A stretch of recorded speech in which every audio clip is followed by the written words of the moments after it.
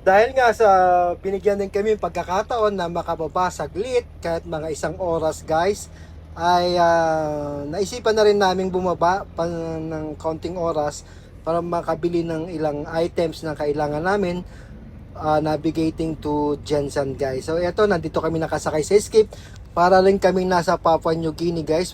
Ganito ang sinasakyan namin pag kami ay tatabi sa port guys. So ngayon, going kami sa Universal doon sa kung saan sa tapat na yan, doon kami pwedeng lumabas at yung pala yung Universal Canning na gumagawa ng family sardines guys. So makikita dyan mamaya sa pagbaba namin ng Skip guys. So napakaganda at napakalinis din nga talaga ng lugar dito sa Zamboanga, Ricudo area guys.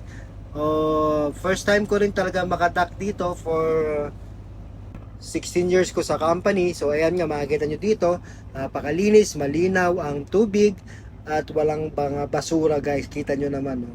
Napapangalagaan yung dagat dito.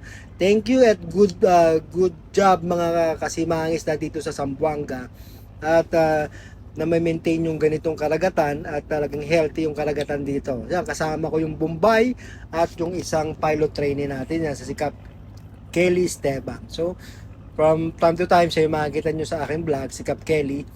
At siya yung aking tuturuan sa pagdating natin sa laot. Yan guys, ang kapaligiran dito, na-enjoy namin kahit na I think nasa 30 to 1 hour lang talaga kami. Then bumalik din kagad kami dyan. So tingnan nyo dyan sa mga susunod na video natin. At ang ganda ng view dito. May enjoy nyo guys dito. At napaka-peaceful lang ngayon dito sa Mindanao.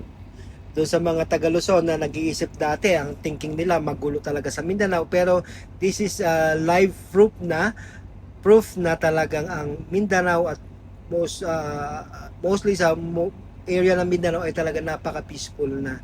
So, at saka napakaganda ng pasyalan at napakaganda ng lugar. Ayan, ito nga yung sinasabi ko sa inyo guys na warp ng Universal. Dito kami lalakad-lakad palabas ng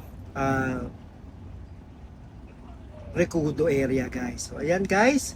So para din tayo talagang nandun sa ating area sa Papua New Guinea na ganito yung makikita yung lugar na may mga lambat, may mga tao, yeah, mga naka-uniform sila dito guys. So nasa lambatan sila, lambatan area. So nakakatuwa naman guys dahil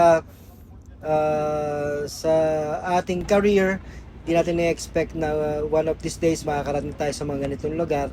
At aside from sa mga helicopter, makikita ninyo, nakakakita tayo ng mga barko na ganito na nung kabataan ko, isang pangarap ko rin makasakay. So ngayon, balik na kami. Hindi ko na kinuhanan dun sa labas namin.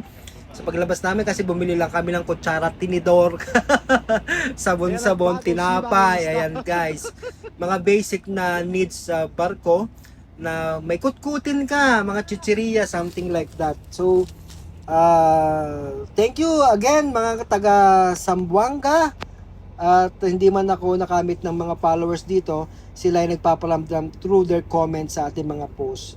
At see you guys all soon sa pagana sa fishing ground na tayo. Makakita na kayo ng maraming mga isda, aryahan, liparan, and everything na nagustuhan nyo, kinagigiliwan nyo sa inyong kasimahang isda. Dito po tayo sa Zamboanga. Thank you and good day.